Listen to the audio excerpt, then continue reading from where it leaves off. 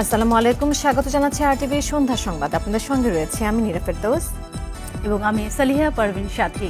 বৈষম্যবিরোধী ছাত্র আন্দোলনের সময় র্যাবের হেলিকপ্টার থেকে গুলি ছোড়া হয়নি, বিক্ষোভ দমনে টিয়ারশেল নিক্ষেপ করা হয়েছিল বলে দাবি করেছে সংস্থাটি গণমাধ্যম শাখা। অন্যদিকে সাগররুনি হত্যাকাণ্ডে শতবারের বেশি সময় প্রতিবেদন দিতে ব্যর্থ হয়েও নিজেদের ব্যর্থতা খুঁজে পায়নি র্যাব। দুপুরে রাজধানীর কাউরান বাজারের মিডিয়া সেন্টারে ব্রিফিংয়ে এসব কথা জানায় র্যাব। বাকিটা জানাচ্ছেন সুফিয়ান ফারাবি।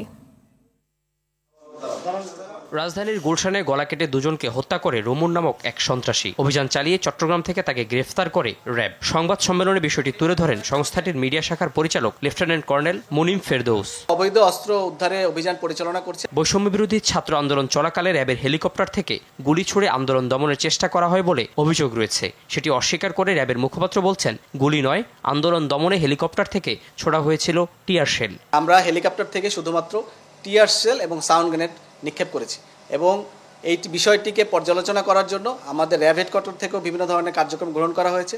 তার মাধ্যমেই কিন্তু আমরা নিশ্চিত হয়ে আপনাদেরকে বলছি। এ সময় সাগররুনি হত্যাকাণ্ডের তদন্ত নিয়ে র্যাবের ব্যর্থতার কারণ জিজ্ঞেস করা হলে বিষয়টি এড়িয়ে যান তিনি। 6 মাসের একটি সময় দেওয়া হয়েছে, যেটি এপ্রিল মাসে তাদেরকে জমা দেওয়ার জন্য বলা হয়েছে এবং সেই বিষয়ে যদি র্যাবেরও কোনো সহায়তা লাগে আমরা প্রস্তুত আছি, আমরা সেখানে সহায়তা করব।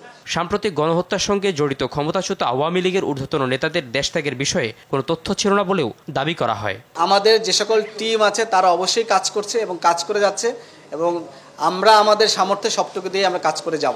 সুফিয়ান ফারাবি, আরটিভি, ঢাকা। বৈষম্য বিরোধী ছাত্র আন্দোলনে যোগ দেন সুনামগঞ্জের জামালগঞ্জ উপজেলার 3 ভাই। 5 আগস্ট পুলিশের গুলিতে নিহত হয় এক ভাই আর গুরুতর আহত হয় আরেকজন।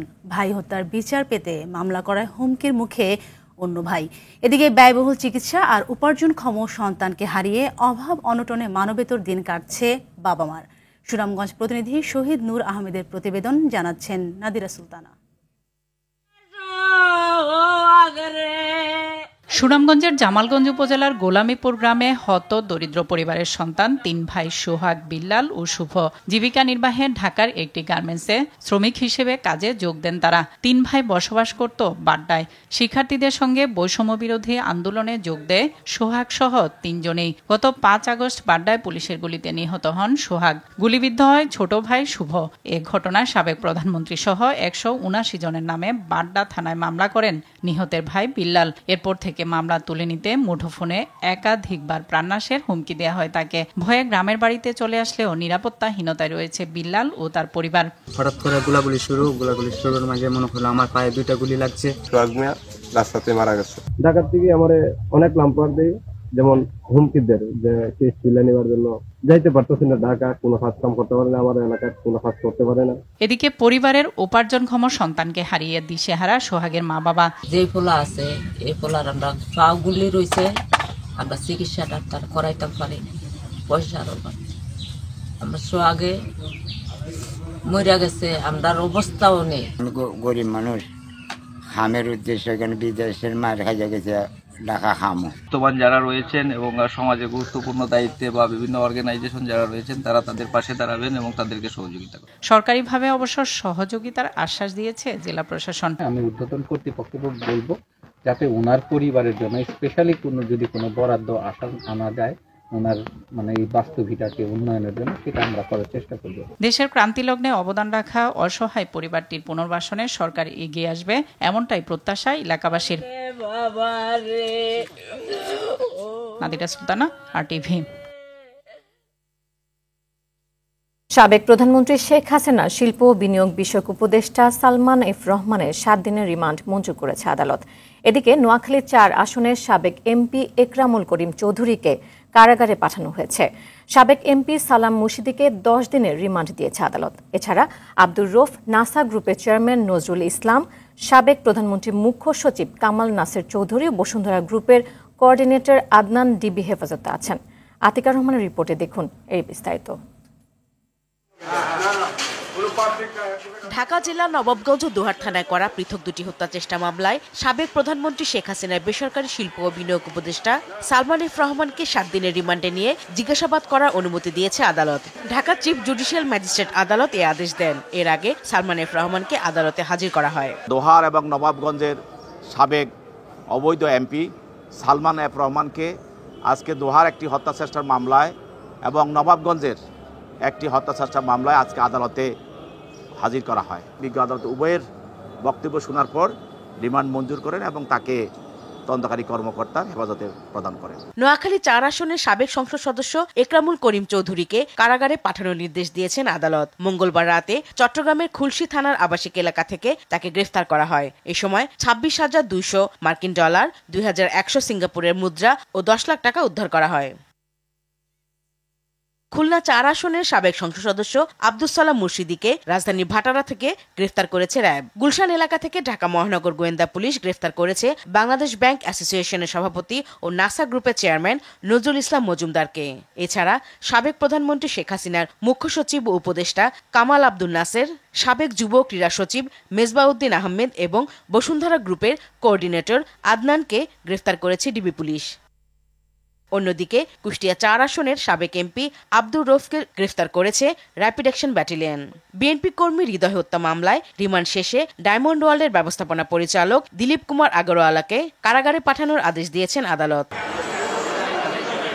বৈষম্য বিরোধী আন্দোলনে হামলার ঘটনায় পল্লবী থানার মামলায় যুবলীগ নেতা আব্দুর রহমান, মোহাম্মদ শাহিন খান ও সোহেলকে গ্রেফতার করেছে পুলিশ। আতিকা রহমান, RTV, ঢাকা। গণহত্যার সরাসরি হুমকিদাতা হিসেবে আওয়ামী লীগ এবং 14 দলের শরিক রাজনৈতিক দলগুলোর নামে আন্তর্জাতিক অপরাধ ট্রাইব্যুনালে অভিযোগ দায়ের করা হয়েছে। সকালে চিফ প্রসিকিউটর মোহাম্মদ তাজুল ইসলাম বরাবর এই অভিযোগ দাখিল করেন জাতীয়তাবাদী গণতান্ত্রিক আন্দোলনের চেয়ারম্যান ববি হাজ্জাজ। এছাড়া 5 আগস্ট রাজধানীর চাংখারপুলে আর্মড পুলিশ ব্যাটালিয়নের গুলিতে 10ম শ্রেণীর ছাত্র আনাস হত্যার ঘটনায় শেখ হাসিনা সহ 25 জনের নামে আন্তর্জাতিক অপরাধ ট্রাইব্যুনালে অভিযোগ করা হয়েছে। এই অভিযোগ দাখিল করেন নিহতের বাবা পলাশ। গত 5 জুলাই থেকে 5 আগস্ট পর্যন্ত সারা দেশে গণহত্যা চালানোর অভিযোগে শেখ হাসিনার নামে মোট 30টি পৃথক অভিযোগ দায়ের করা হয়েছে। ক্রিকেটার ও সংসদ সদস্য সাকিব আল হাসান ও তার স্ত্রী উম্মে আহমেদ শিশিরের ব্যবসা প্রতিষ্ঠানের ব্যাংক হিসাব তলব করেছে বাংলাদেশ ফাইন্যান্সিয়াল ইন্টেলিজেন্স ইউনিট। পুঁজিবাজারে কারসাজি ও আর্থিক অনিয়ম খতিয়ে দেখতে ব্যাংকগুলোকে চিঠি দেওয়া হয়েছে বলে জানান সংস্থাটির একজন ঊর্ধ্বতন কর্মকর্তা। এর আগে প্যারামাউন্ট ইন্স্যুরেন্স কোম্পানি লিমিটেডের শেয়ার দরে কারসাজির ঘটনায় গত 24 সেপ্টেম্বর এই ক্রিকেটারকে 50 লাখ টাকা জরিমানা করে পুঁজিবাজার নিয়ন্ত্রক সংস্থা Bangladesh securities and exchange commission. বিএফআইউর পাঠানো চিঠিতে সাকিব ও শিশির ছাড়াও রোমান আহমেদ, আবুল খায়ের হিরুর বাবা আবুল কালাম মাতবর, হিরুর ভাই মোহাম্মদ বাশার, বোন কণিকা আফরোজ ও ব্যবসায়ী মোহাম্মদ নাজমুল বাশার খানের ব্যক্তিগত ব্যবসা প্রতিষ্ঠানের ব্যাংক হিসাবের তথ্য চাওয়া হয়েছে।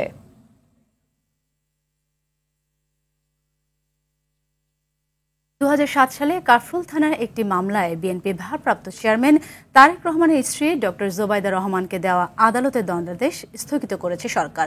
স্বরাষ্ট্র মন্ত্রণালয়ের সুরক্ষা সেবা বিভাগের উপসচিব মোহাম্মদ আবু সাইদ মোল্লার সই করা এক প্রজ্ঞাপনে এই স্থগিতাদেশ জারি করা হয়। প্রজ্ঞাপনে বলা হয়, ডক্টর জোবাইদা রহমানের সাজা স্থগিতের জন্য যে আবেদন করেছিলেন সেটি আইন মন্ত্রণালয়ের মতামতের আলোকে ফৌজদারি কার্যবিধির ক্ষমতা বলে আদালতে আত্মসমর্পণ করে আপিল দায়েরের শর্তে 1 বছরের জন্য সাজা স্থগিত করা হয়েছে।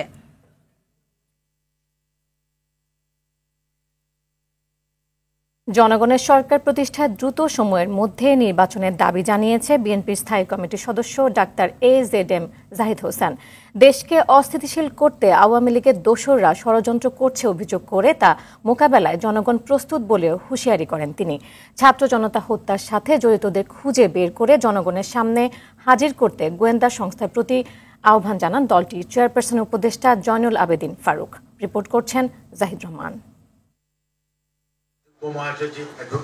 নয়াপল্টনে কেন্দ্রীয় কার্যালয়ে বিএনপির ত্রাণ কমিটির সংবাদ সম্মেলনে বন্যায় ক্ষতিগ্রস্তদের পুনর্বাসন, কৃষি সামগ্রী বিতরণের পর ছাত্রছাত্রীদের শিক্ষা উপকরণ দেওয়ার কথা জানান দলের স্থায়ী কমিটির সদস্য ডাক্তার AZM জাহিদ হোসেন। বিএনপির পক্ষ থেকে দেশনায়ক জনাব তারেক রহমানের প্রশাসনে এখনো যেসব স্বৈরাচারের দোসররা বসে আছে, সময় থাকতে সরে না গেলে জনগণ ব্যবস্থা নেবে বলে হুঁশিয়ারি করেন ডাক্তার জাহিদ। অন্তর্বর্তীকালীন সরকার দেশ পরিচালনা করছে, তাদের যে কাঙ্ক্ষিত লক্ষ্য অর্থাৎ মানুষের ভোটাধিকার, মানুষের নির্বিঘ্নে ভোট দেওয়ার ক্ষমতা এবং সেই সাথে মানবাধিকার, সেইগুলো যাতে যত দ্রুততার সম্ভব রিইনস্টিট হয়। দেশের মানুষ বসে আছে, টুক করে চলে আসুন, তখন দেখা যাবে আপনার ঝুপ করে কি হয়ে যায়। জাতীয় প্রেসক্লাবের সামনে এক অবস্থান কর্মসূচিতে অংশ নিয়ে জয়নুল আবদিন ফারুক বলেন, আওয়ামী লীগের প্রেতাত্মারা গার্মেন্টস শিল্পকে অস্থিতিশীল করার চেষ্টা করছে।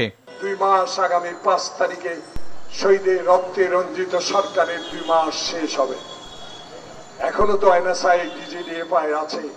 অনুগ্রহ করে তাদেরকে বলেন এরা কোথায়, জনসমক্ষে হাজির করে গ্রেফতার করুন, আইনের আওতায় হস্তান্তর করুন।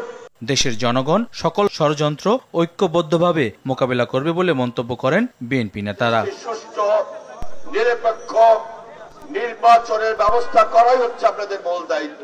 জাহিদ রহমান, আরটিভি, ঢাকা। শনিবার থেকে রাজনৈতিক দলগুলোর সঙ্গে আলোচনা বসবেন প্রধান উপদেষ্টা ডক্টর মোহাম্মদ ইউনূস। এছাড়া 2 থেকে 3 দিনের মধ্যে সংস্কার কমিশনগুলোয় কাজ শুরু করবে।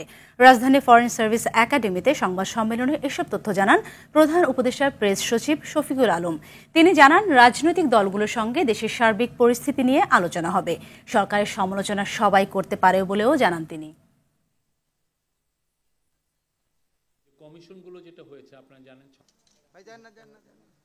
প্রধান উপদেষ্টা এবং উপদেষ্টা মণ্ডলী রাজনৈতিক দলগুলোর সাথে মত বিনিময় সভা করবেন। এই শনিবার থেকে আবার নতুন দফা আলোচনা শুরু হবে। দেশের প্রধান দলগুলোর সাথে আলোচনা হবে। যে কমিশনগুলো যেটা হয়েছে আপনারা জানেন, 6টা কমিশন হয়েছে। এটার কাজের অগ্রগতি সম্পর্কে অবহিত করা হবে তাদেরকে, এবং দেশের আইন শৃঙ্খলা বিষয়েও তাদের সাথে কথা হবে, তাদের পরামর্শ নেওয়া হবে। জল্পনা কল্পনার অবসান ঘটিয়ে ঢাকা বিশ্ববিদ্যালয় শাখার 14 সদস্যের পূর্ণাঙ্গ কমিটি প্রকাশ করেছে ইসলামী ছাত্র শিবির। সভাপতি হিসেবে যথারীতি রয়েছেন সাদিক কায়েম আর সাধারণ সম্পাদক SM ফরহাদ।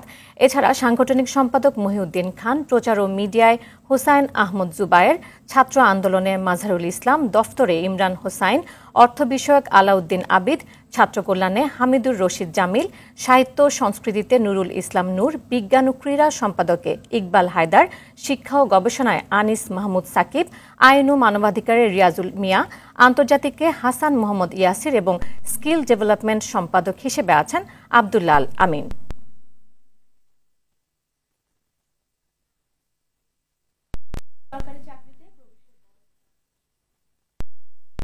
সুপারিশ দিতে গঠিত কমিটির আহ্বায়ক আব্দুল মুঈদ চৌধুরী। তিনি বলেন, কোভিড সেশন জটে অনেকের সমস্যা হয়েছে, তাই এখানকার চাকরিতে প্রবেশের বয়সসীমা বাড়ানো উচিত। তবে বয়সসীমা কত হবে সেটি আরও পর্যালোচনা করে পরবর্তীতে জানানো হবে, জানান কমিটির আহ্বায়ক। দুপুরে সচিবালয়ের চাকরিতে প্রবেশের বয়স বাড়ানোর দাবিতে আন্দোলনকারীদের সঙ্গে বৈঠকের পর সাংবাদিকদের এ কথা জানান কমিটি প্রধান। আর আন্দোলনের সমন্বয়ক রাসেল আল মাহমুদ বলেন, 7 দিন পর জনপ্রশাসন মন্ত্রণালয় গঠিত কমিটি প্রতিবেদন জমা দিলে সেই সিদ্ধান্তের প্রেক্ষিতে তারা পরবর্তী সিদ্ধান্ত জানাবেন। সার্বিক পরিস্থিতির আলোকে সরকারের বর্তমান নীতিমালা, সরকারের ভবিষ্যৎ কর্মপন্থা সবকিছু চিন্তা করে আমরা এই ব্যাপারে একটা সিদ্ধান্ত নেব। আগামী 7 কার্য দিবসের মধ্যে একটি চমৎকার বৈষম্যহীন বাংলাদেশ গড়ে তোলার জন্য একটি প্রতিবেদন প্রকাশ করবেন।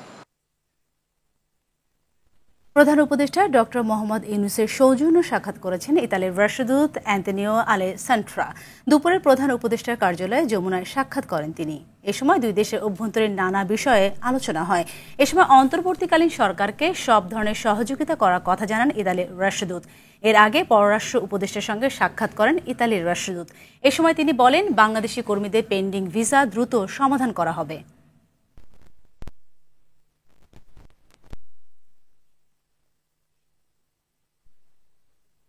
আজ শুভ মহালয়া। শুরু হলো সনাতন ধর্মাবলম্বীদের বৃহৎ উৎসব দুর্গাপূজার আনুষ্ঠানিকতা। মহালয়াকে বরণের মধ্য দিয়ে পূজার চিরচেনা সে উৎসবে মেতেছেন হিন্দু ধর্মাবলম্বীরা। এবার দোলায় চড়ে স্বর্গলোক থেকে পৃথিবীতে আসবেন মা দুর্গা। দেবী স্বর্গলোকে বিদায় নেবেন গজে চড়ে। ভক্তদের আশা, মা দুর্গার এ আগমন বিনাশ করবেন সকল অশুভ শক্তি। মানুষের মাঝে বাড়বে সম্প্রীতি ও ভালোবাসা। সুফিয়ান ফারাবির আরেকটি রিপোর্ট। ভোরের আকাশে সূর্য উঁকি দিতেই দেবী দুর্গার আগমনকে স্বাগত জানাতে ঢাকার বিভিন্ন মন্দিরে শুরু হয় প্রার্থনা।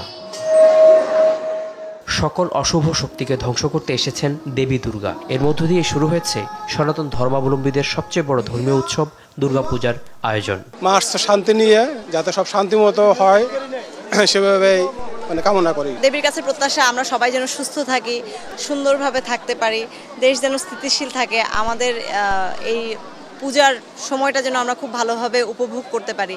সম্প্রীতির দেশ বলেই আমাদের পাশে, আমাদের হিন্দু সম্প্রদায়ের পাশে আমাদের মুসলিম ভাইরা আমাদের পাশে এগিয়ে আসছে। 5ই আগস্টের পর আমাদের যে পরিবর্তন এসছে, পরিবর্তন আবার সবাই সে আনন্দে ভাসতেছি। দুষ্টের দমন ও শিষ্টের পালনের বার্তা নিয়ে আসা দেবী দুর্গা পরাজিত করবেন সকল অসুর শক্তিকে, এমনটাই চাওয়া হিন্দু ধর্মাবলম্বীদের। সেই সঙ্গে নিরাপদ ও নিশ্চিন্তে এবারের দুর্গাপূজা পালন করতে পারবেন বলেই প্রত্যাশা তাদের। উৎসব মুখর একটা পরিবেশে আমরা পূজা উদযাপন করে থাকি। আমরা নিরাপত্তার বিষয় নিয়ে কখনো ভাবি না বা চিন্তিত নয়। আমরা সকলে বাঙালি, হিন্দু, বৌদ্ধ, খ্রিস্টান, মুসলিম সমস্ত জনগোষ্ঠীকে নিয়ে সহাবস্থান করার যে শিক্ষা, সেই শিক্ষা মহালয়া থেকে সৃজিত হয়। দোলায় চড়ে পৃথিবীতে আসবেন মা দুর্গা, বিদায় নেবেন গজে চড়ে। ফলে একদিকে প্রাকৃতিক দুর্যোগ, রোগ ও মহামারীর প্রাদুর্ভাব বেড়ে যাওয়ার আশঙ্কা তৈরি হয়েছে, অন্যদিকে প্রচুর ফসল উৎপাদনের আশা করা হচ্ছে। সুফিয়ান ফারাবি, RTV, ঢাকা। এবারে আন্তর্জাতিক প্রসঙ্গ। লেবাননের সশস্ত্র গোষ্ঠী হিজবুল্লাহর যোদ্ধাদের অতর্কিত হামলায় 2 ইসরায়েলি সেনা নিহত এবং অন্তত 18 সেনা আহত হয়েছে। সকালে সীমান্তবর্তী শহর ওদাইসেতে দখলদার ইসরায়েলি সেনাদের টার্গেট করে হিজবুল্লাহ। এদিকে ইসরায়েলি ভূখণ্ডে ইরানের ক্ষেপণাস্ত্র হামলায় তোলপাড় শুরু হয়েছে বিশ্বজুড়ে। তেহরানের এই হামলাকে বড় ভুল বলে মন্তব্য করেছে ইসরায়েলি প্রধানমন্ত্রী নেতানিয়াহু। বিস্তারিত ফারুক হোসেনের রিপোর্টে।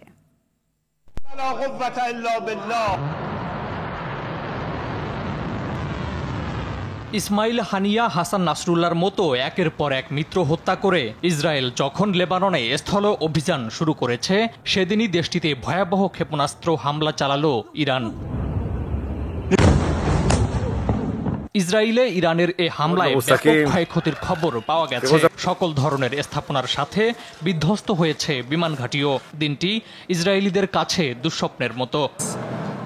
আমরা আশ্রয়কেন্দ্র থেকে বাইরে এসে দেখি বাড়িঘর সহ সমস্ত স্থাপনা ধসে গেছে। এ ঘটনায় পাল্টা হামলা চালানোর হুঁশিয়ারি দিয়েছে ইসরায়েল। ইরানের আক্রমণ একটি গুরুতর এবং বিপজ্জনক উত্তেজনা বৃদ্ধি, এর পরিণতি ভোগ করতে হবে। ইরানকে উচিত জবাব দিতে ইসরায়েলের সঙ্গে থাকার কথা জানিয়েছে মার্কিন প্রশাসনও। ইরানকে এর পরিণতি ভোগ করতে হবে। হামলার প্রতিক্রিয়া ঠিক করতে আমরা ইসরায়েলের সাথে সমন্বয় করছি।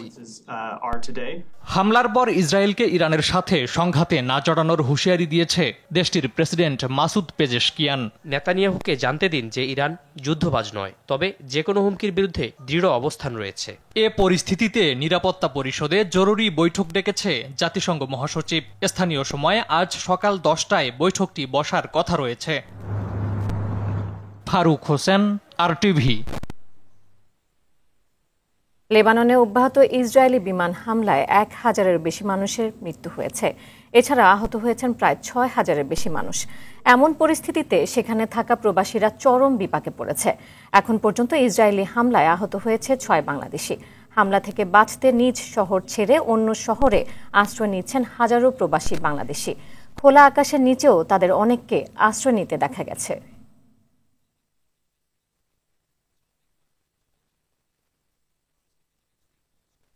এদিকে ইসরায়েলে ইরানের ব্যালিস্টিক ক্ষেপণাস্ত্র হামলার পর বিশ্ববাজারে বেড়েছে তেলের দাম। মধ্যপ্রাচ্যে আরও বৃহৎ সংঘাত এবং তেল সরবরাহ ব্যাহত হওয়ার আশঙ্কা থেকেই এই দাম বৃদ্ধি। আন্তর্জাতিকভাবে তেলের দাম নির্ধারণে গুরুত্বপূর্ণ সূচক ব্রেন্ট ক্রুড 1% বৃদ্ধি পেয়েছে। বর্তমানে বিশ্ববাজারে ব্যারেল প্রতি তেল বিক্রি হচ্ছে 74.4 মার্কিন ডলারে।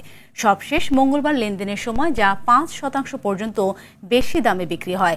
ইরান বিশ্বের 7ম বৃহত্তম তেল উৎপাদনকারী দেশ। বিশ্লেষকদের মতে মধ্যপ্রাচ্যে সামরিক উত্তেজনা বাড়লে হরমুজ প্রণালীর শিপিং কার্যক্রমে প্রভাব পড়তে পারে। ওমান ও ইরানের মধ্যে অবস্থিত গুরুত্বপূর্ণ শিপিং রুট হরমুজ প্রণালী দিয়ে বিশ্বের 20% তেল সরবরাহ হয়। সহকর্মীদের শ্রদ্ধা ও ভালোবাসায় চিরবিদায় নিলেন এনটিভির বার্তা সম্পাদক ও জাতীয় প্রেস ক্লাব ব্যবস্থাপনা কমিটির সদস্য সীমান্ত খোকন। দুপুর 1:30টায় সীমান্ত খোকনের প্রথম নামাজের জানাজা অনুষ্ঠিত হয় প্রেস ক্লাব প্রাঙ্গণে। সেখানে জাতীয় প্রেস ক্লাব, বাংলাদেশ ফেডারেল সাংবাদিক ইউনিয়ন, ঢাকা সাংবাদিক ইউনিয়ন, ঢাকা রিপোর্টার্স ইউনিটি ও পরিবারের সদস্যরা অংশ নেয়। পরে তার মরদেহে শ্রদ্ধা জানানো হয়। রাজধানীর কারওয়ান বাজারে এনটিভি কার্যালয়ের সামনে দুটোয় তার দ্বিতীয় জানাজা অনুষ্ঠিত হয়। এতে অংশ নেন এনটিভির চেয়ারম্যান মোহাম্মদ মোসাদ্দেক আলী, ব্যবস্থাপনা পরিচালক আশফাক উদ্দিন ও পরিচালক নুরুদ্দিন সহ এনটিভি সাংবাদিক ও কর্মকর্তা কর্মচারীরা। আরটিভি সাংবাদিক ও কর্মকর্তা কর্মচারীরাও জানাজায় শরীক হন।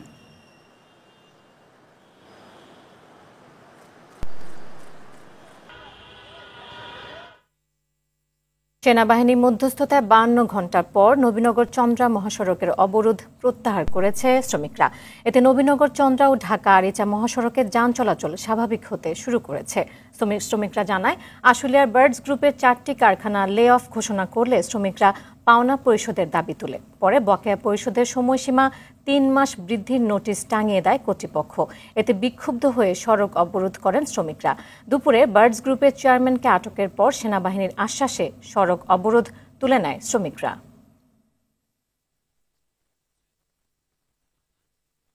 আবারও বাড়ল এলপিজির দাম। 12 কেজি এলপিজি সিলিন্ডারের দাম 35 টাকা বাড়িয়ে 1456 টাকা নির্ধারণ করেছে Bangladesh energy regulatory commission BERC. সন্ধ্যা থেকে এই সিদ্ধান্ত কার্যকর শুরু হয়েছে। গত মাসে বেড়েছিল 44 টাকা। তবে সরকারি কোম্পানির সরবরাহ করা এলপিজির দাম অপরিবর্তিত রাখা হয়েছে। গাড়িতে ব্যবহৃত অটো গ্যাসের দাম 1 টাকা 58 পয়সা বাড়িয়ে নির্ধারণ করা হয়েছে 66 টাকা 84 পয়সা। বিএআরসি কার্যালয়ে আয়োজিত সংবাদ সম্মেলনে একথা জানান সংস্থাটির চেয়ারম্যান জালাল আহমেদ।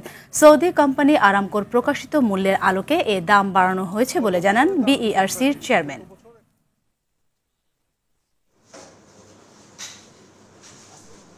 গত মাসে সেপ্টেম্বরে আমরা মূল্য নির্ধারণ করেছিলাম প্রতি 12 কেজি সিলিন্ডার 1421 টাকা। সেটি 35 টাকা বেড়ে এই মাসে দাঁড়িয়েছে 1456 টাকা, যেটি কোম্পানি বিক্রি করবে 1361 টাকায়, পাইকারি বিক্রি হবে 1411 টাকায় এবং খুচরা বিক্রেতা 1456 টাকায় বিক্রি করবে। প্রতি কেজি এলপিজির মূল্য ছিল গত মাসে 118.44 টাকা। সেটি অক্টোবর 2024 এসে হয়েছে 121.32। তো কেজিতে বেড়েছে এখানে 2 টাকা 88 পয়সা।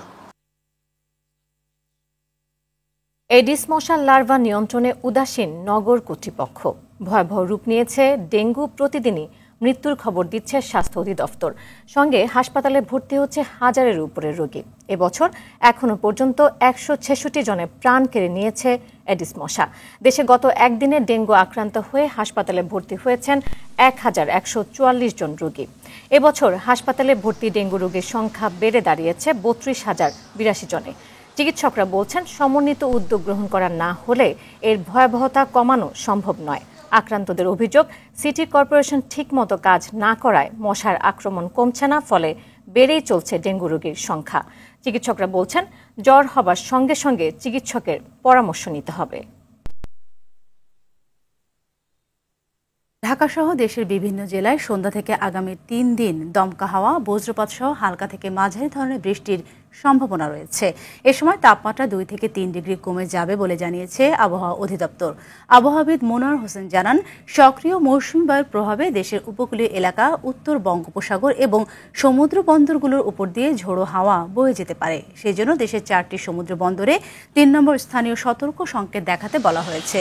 সেপ্টেম্বর মাসে দেশের স্বাভাবিকের চেয়ে 33% বেশি বৃষ্টি হয়েছে। চলতি মাসেও স্বাভাবিকের চেয়ে বেশি বৃষ্টি হতে পারে।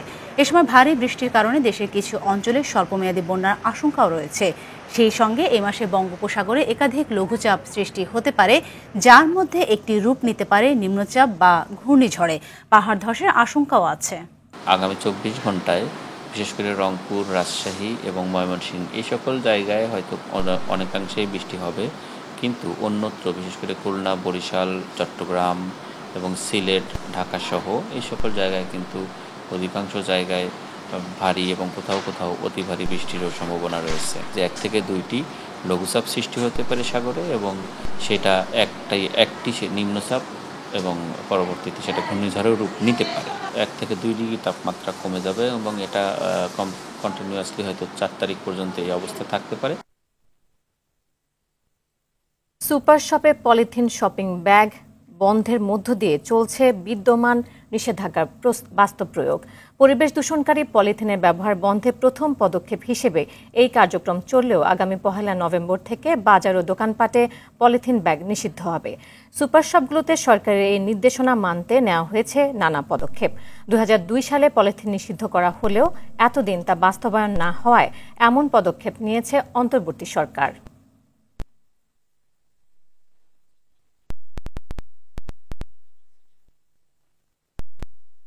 তারল্য সংকটে থাকা ন্যাশনাল ব্যাংককে ঋণ সহায়তা দিচ্ছে বেঙ্গল কমার্শিয়াল ব্যাংক পিএলসি। ভালো অবস্থায় থাকা 10 ব্যাংকের ব্যবস্থাপনা পরিচালকরা গত সপ্তাহে দুর্বল ব্যাংকগুলোকে সহায়তা দিতে সম্মত হন। এর অংশ হিসেবে ইতিমধ্যে 5টি দুর্বল ব্যাংককে 8,000 কোটি টাকার বেশি তারল্য সরবরাহ করেছে 6টি সবল ব্যাংক, এমনটি জানিয়েছে বাংলাদেশ ব্যাংক। তারল্য সহায়তা দেওয়া 6টি ব্যাংকের একটি হলো বেঙ্গল কমার্শিয়াল ব্যাংক। ডজন খানেক বাণিজ্যিক ব্যাংকে টাকা না ছাপিয়ে কিভাবে সহায়তা করা যায় তার উপায় হিসেবে এই ব্যবস্থার কথা জানিয়েছিলেন বাংলাদেশ ব্যাংকের governor doctor Ahsan H Mansur. এই প্রক্রিয়ায় সহায়তা পাওয়ার জন্য বাংলাদেশ ব্যাংকের সঙ্গে গ্যারান্টি চুক্তি করেছে 7টি ব্যাংক। কেন্দ্রীয় ব্যাংকের এমন উদ্যোগের ফলে দুর্বল ব্যাংকগুলোর প্রতি আবারও গ্রাহকদের আস্থা ফিরে আসবে বলে জানিয়েছেন বাংলাদেশ ব্যাংকের মুখপাত্র হুসনে আরা শিখা। ঘূর্ণিঝড় হেলেনের কারণে সৃষ্ট উদ্ভূত পরিস্থিতিতে ব্যাহত হয়েছে যুক্তরাষ্ট্রের আসন্ন নির্বাচনী প্রচারণার কাজ। ঘূর্ণিঝড়ের কারণে নির্বাচনী সফর সংক্ষিপ্ত করে গেল রোববার ওয়াশিংটন ফিরে গেছেন ভাইস প্রেসিডেন্ট কামালা হ্যারিস।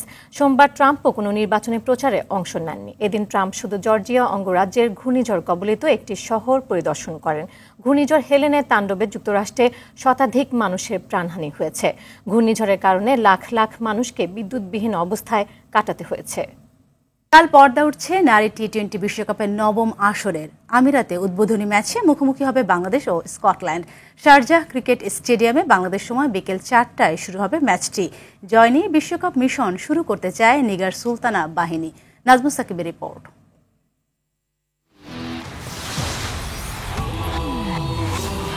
স্বাগতিক হয়েও ভিন দেশে টি-20 বিশ্বকাপে অংশ নেবে বাংলাদেশ।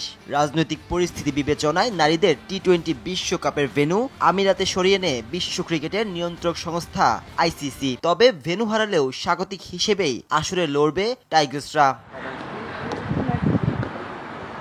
সবশেষ 4 বিশ্বকাপের একটিতেও জয়ের মুখ দেখেনি বাংলাদেশ। সেই খরা কাটাতে চায় নিগার সুলতানার দল। স্কটল্যান্ডের বিপক্ষে ম্যাচ দিয়ে বিশ্ব আসর শুরু হওয়ায় প্রথম ম্যাচেই জয়ের ব্যাপারে আত্মবিশ্বাসী লাল সবুজের মেয়েরা। স্কটিশদের বিপক্ষে অতীত পরিসংখ্যান ও আমিরাতে বিশ্বকাপের আগে পাকিস্তানের বিপক্ষে একমাত্র প্রস্তুতি ম্যাচে জয় সেই আত্মবিশ্বাসের পালে দিচ্ছে একটু বাড়তি হাওয়া। সবকিছু মিলে যদি আমি চিন্তা করি টিম অনেক ভালো একটা পজিশনে আছে রাইট নাও এবং স্কটল্যান্ডের এগেনস্টে সবাই রেডি। বলবো জয়ের জন্য আমরা মাঠে নামবো। আমরা চাই যেন এই ওয়ার্ল্ড কাপটা আমাদের জন্য কাউন্টেবল হয় এবং মেমোরেবল হয়। উদ্বোধনী ম্যাচে জয় পেলেই সেরা 4-এ যাওয়ার দৌড়ে বাংলাদেশের গ্রুপে থাকা ইংল্যান্ড, ওয়েস্ট ইন্ডিজ ও দক্ষিণ আফ্রিকার বিপক্ষে প্রতিযোগিতায় টিকে থাকবে টাইগার্সরা। তাই বড় স্বপ্ন না দেখে ম্যাচ বাই ম্যাচ লড়াইয়ের পরিকল্পনা বাংলার মেয়েদের। নাজমুস সাকিব, RTV। দর্শক, সন্ধ্যা সংবাদ এ পর্যন্তই। RTVর সবশেষ সংবাদ জানতে যে কোনো মোবাইল ফোন থেকে 24141 নাম্বার ডায়াল করুন। রাতের সংবাদ 11:15টায় দেখার আমন্ত্রণ রইল। ধন্যবাদ সবাইকে। ধন্যবাদ সবাই।